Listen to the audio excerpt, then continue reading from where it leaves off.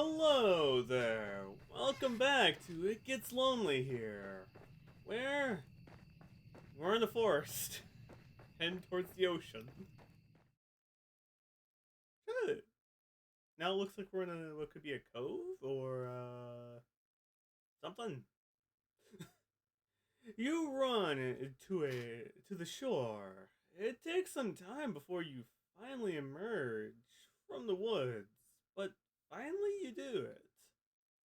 Okay, let's see. What does it look like? We're in a new atmosphere. Hell yeah. Oh yeah, it looks like it's a pretty decent area. You get protection outside of the landmass, but you get protection. Oh, boop, boop. There we go. How much time, you ask? I cannot answer that. Did I not say the time had begun to lose all its meaning? The forest is behind you now, and at least, and and all the awful nightmares that lurk within it. This must be one giant forest. It is still cold, though, and still foggy. So relatively early in the morning. Got it. Is it still dark too? The sun has yet to rise. Good. You can see the moon more clearly now get as it hangs above your head, around as a pearl or orb or crystal ball. The moonlight shines down upon the virtual Virginia's cliffs, and with the plummeting sharp downwards to the airy array of sharp, spiky rocks below. I screwed up words about 2 minutes in. You felt upon escaping the woods a degree of hope, but the sight of those weather blast cliffs gives you a pause. Yeah, it gives you pause. I'm gonna frickin' drop that sound. It's good music, I'll tell you that much. Good. Just lower it slightly. You guys still need to hear it. You inhale. Then you frown. Now, what are you to do? Well, you've made it this far. You did not think this plan of yours through very well. Not that you had much in the way of a plan in the first place. At least we got to see the ocean. There's a little in the way of civilization here, and the cliffs are far from the village. How far? You do not know. And you cannot see any houses. Where exactly will you rest? Your weary head, and what of your weary legs? Faintly, you look around. Faithfully, there is nobody to your east, nor is there anybody to your west. There is no point in looking south. That is the way you came. And when you look to the north, the world falls away from you. The the cliffs are too steep and to scale, and it's too dark. Naturally, there is not a soul there, not a soul here to help you. Well, At least you get a pretty decent view. You are on your own. You feel so overwhelmed. You you could very well cry. You do not cry, however. You know that tears have never helped anyone. You got yourself into this mess. Now you need to get yourself out of it. Don't tell me we're gonna become a monster as well. And we're also gonna be ready to kill others. It is with this thought in mind that you inhale lungful and salty oceanic air. Then you begin to explore your interests. You keep away to the edge of the cliff, afraid that you might slip and take a sudden unfortunate tumble into the abyss below. Well, at least we know we'll be fine. Kind of. Only kind of. You are not as attached as your mortal body as some humans are, but you do not want to die. You still take care of yourself, if only a little. And it is this sense of self-preservation that compels you to your ownership, you onwards. You glance this way, and that depressing and tall grass beneath your shoes, as you search for a place for shelter. Surely, there must be somewhere. You cannot see any likely looking settlements, but what is over there, over yonder? Could that be a roof? Shelter! You hurry onwards, hope of building anew in your heart until at long last you reach your destination. There's a house after all.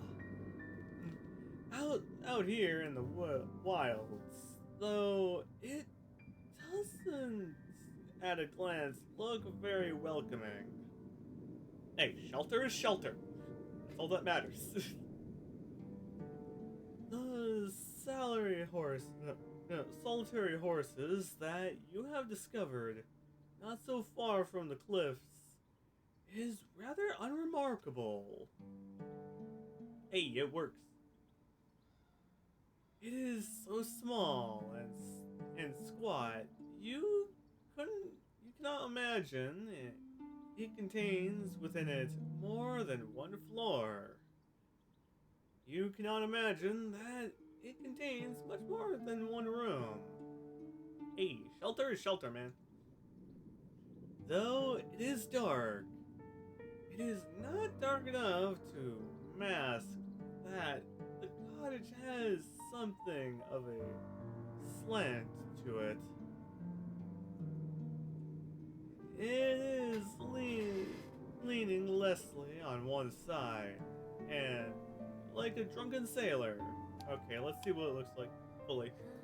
Oh, it much just fit on the entire screen already. Huh.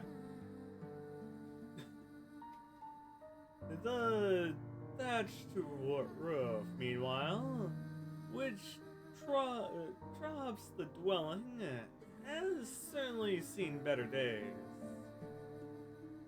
There's a hole in the thatch. There is several holes, in fact, and parts of it look particularly bare, almost bald. That is rather concerning. Should it rain, you will not be prepared to properly protect it from the elements. Well, enough work, you'll be fine. Can you really stay the night in such a place? Yeah, you'll be fine. You just need to, find a decent spot. You have some misgiving. But your misgivings matter really when there is nowhere else to go? It is not as though you have any other options. It is when a sense of defeat, therefore, that you approach the cottage, which sticks out of the earth like a tombstone. Part of you wants to turn back, but you know that would be foolish. Well, we've made it this far.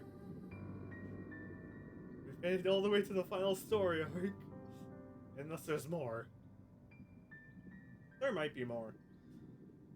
The windows of the cottage are dark, but it does not necessarily mean it's empty.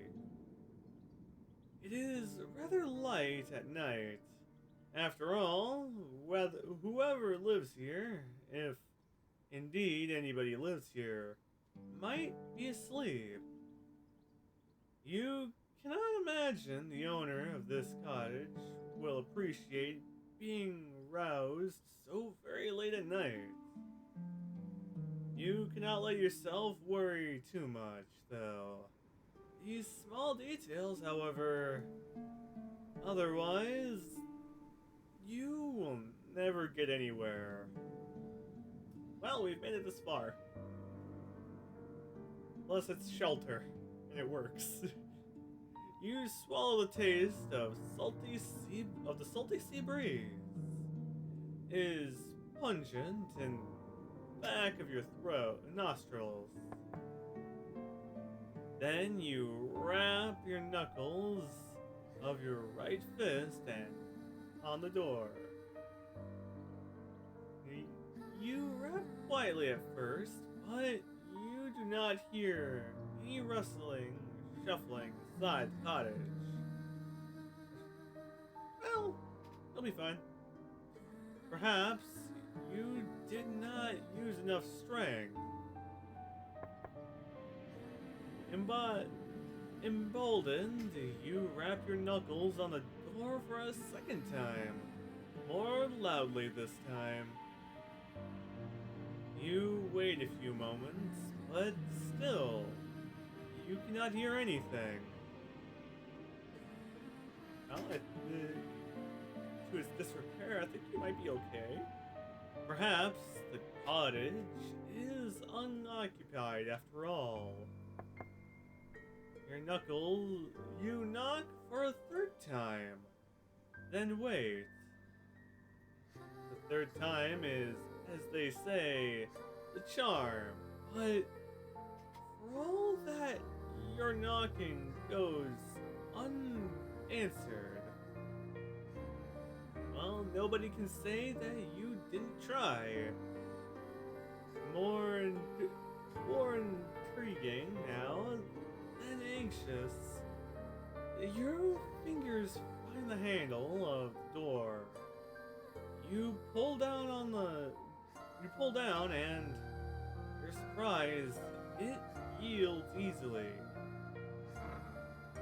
The door swings back for you, as if by magic. It feels almost as if it was portrayed. You step foot inside the cottage, which is very dark and glance around. It is hard to see given the lateness of the hour, but the cottage's interior is about as inspiring as the exterior. Of course. Now we have to see what it looks like. Not terrible. It's a little bit, just needs a little bit of work. Just a little bit. A couple hours should, at least clean it up. And, get some padding down first, then you can sleep. That's pretty much it. Which is to say, not very. It is every bit as small as and as cramped as you fancied when you observed it from the outside. There are few cupboards which line the walls, a wooden fire which has since been extinguished, and a stew pilot on the floor, which must function as a bed. It works. Your search is unsuccessful, however, when it comes to trying to locate other humans. You cannot find another soul. Surely that is to your benefit, though.